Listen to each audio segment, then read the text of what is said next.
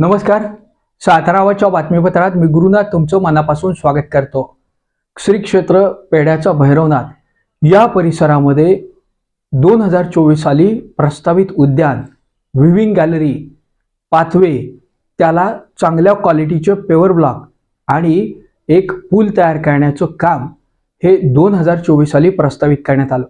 यासाठी साधारणतः above tendering पद्धतीनं 12 कोटी रुपयापर्यंतचं एस्टिमेट तयार करण्यात आलं. या सर्व गोष्टींचे पैसे संबंधित मक्तेदाराला, ठेकेदारांना मिळालेले आहेत.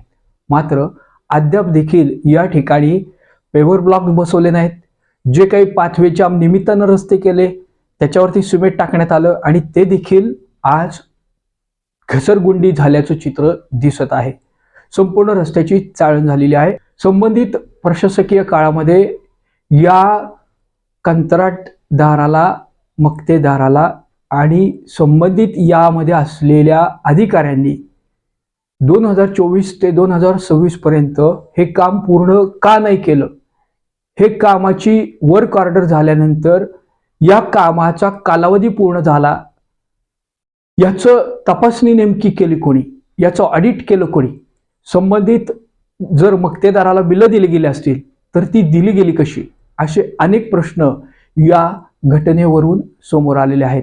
नुकतंच या संदर्भात ज्या उद्यानाच्या नावाखाली या ठिकाणचं विकसनाचं काम करण्यात आलेलं आहे, ही कामं अद्यापर्यंत का झाली नाहीत असा प्रश्न आज समस्त गडकराळीतले ग्रामस्थ विचारत आहेत.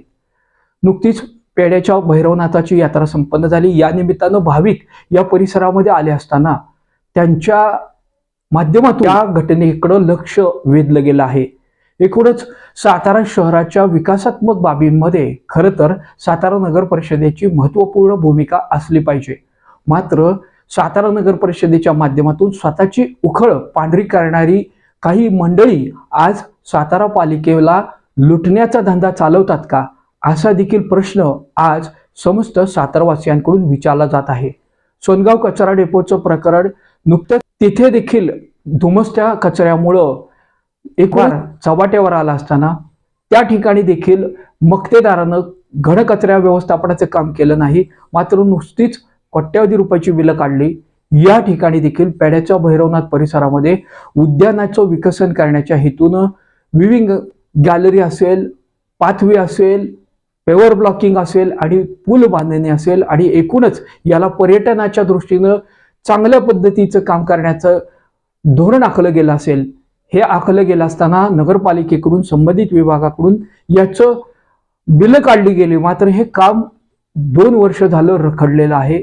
संबंधित काम का रखडलं आहे, याचं दायित्व असणाऱ्या लोकांनी इतके दिवस केलं काय, असे अनेक प्रश्न आता उपस्थित झाले आहेत.